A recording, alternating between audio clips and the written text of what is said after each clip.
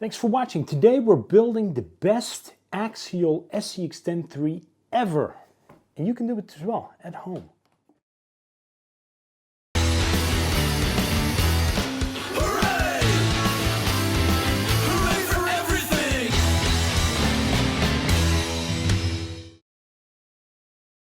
Thanks for watching. AxialFest Badlands is right around the corner. It's not right around the corner for me because I need to travel half the planet to get there, but it's right around the corner date-wise. So with that, I also need to get my butt in gear and start building.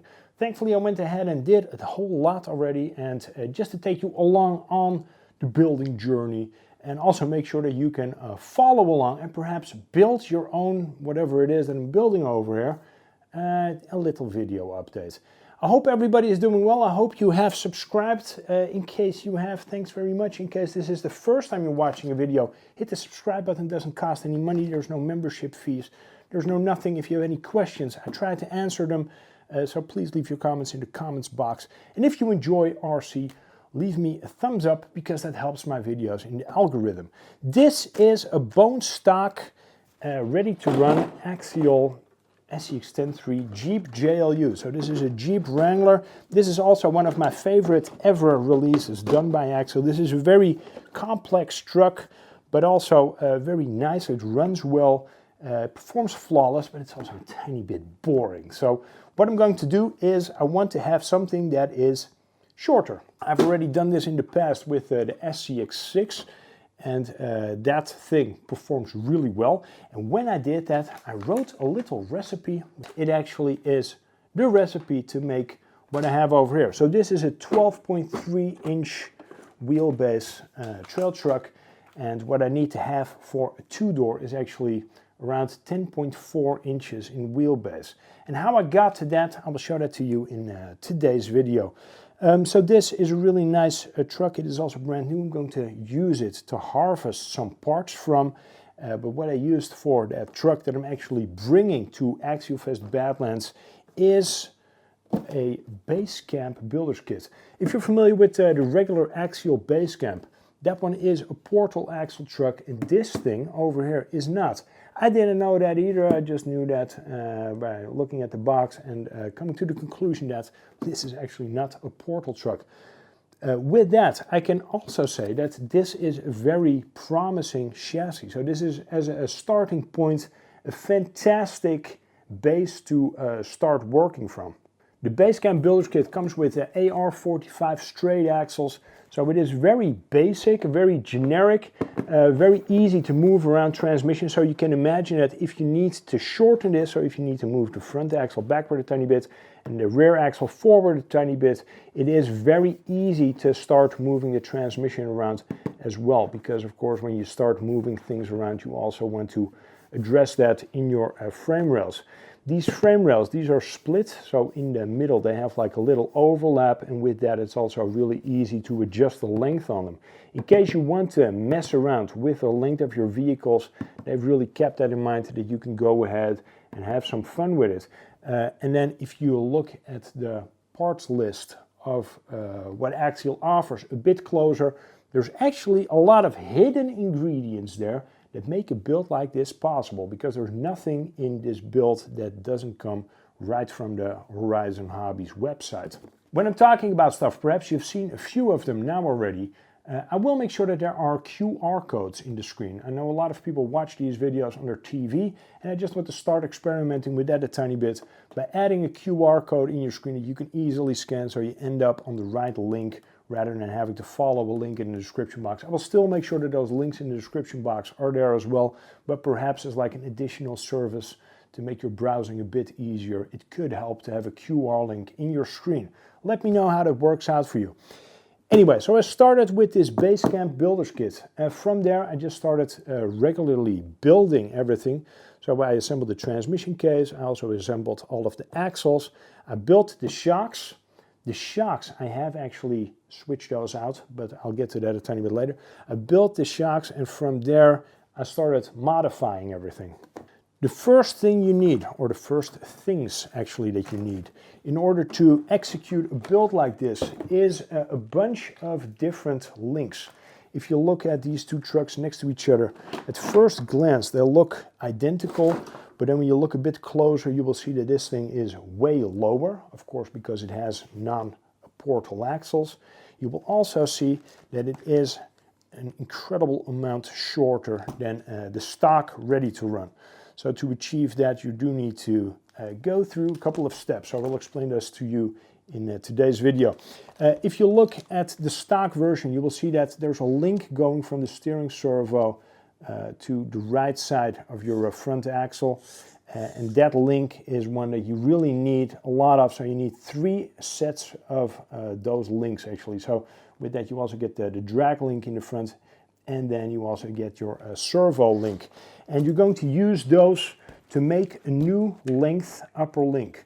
So rather than using the stock upper link, you're going to use your servo link to make a new upper link, both in the front but also in the back. That's the shortest link that they have on their entire parts list.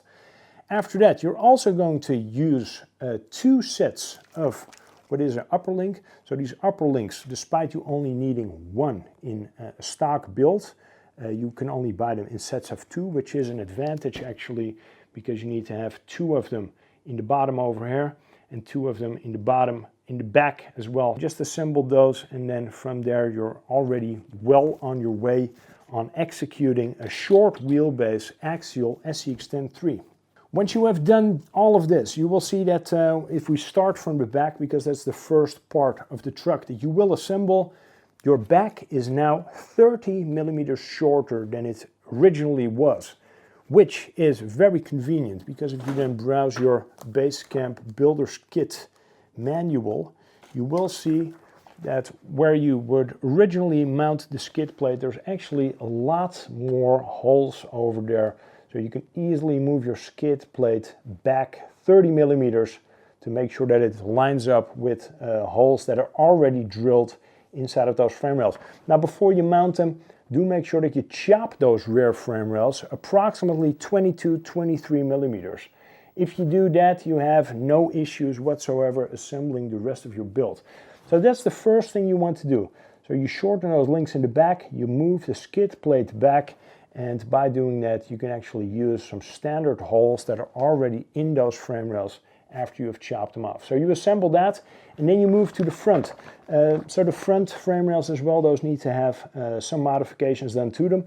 What I did is I adjusted the length, so I cut 18 millimeters off, and after that I re-drilled the holes in them 15 millimeters more forward. So that makes sure that you then end up with a truck that is in its frame rails 45 millimeters shorter than it originally was. Apart from that, you just need to adjust the floorboards a tiny bit by cutting a small notch out of them, but it will go together without any hesitation and without any difficulty.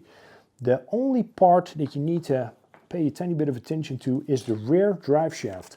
I will also make sure that you see close-ups of everything. The front drive shaft is fairly easy to modify. You just need to cut one of them off ever so slightly, and the back requires a tiny bit more think work and a tiny bit more of modding.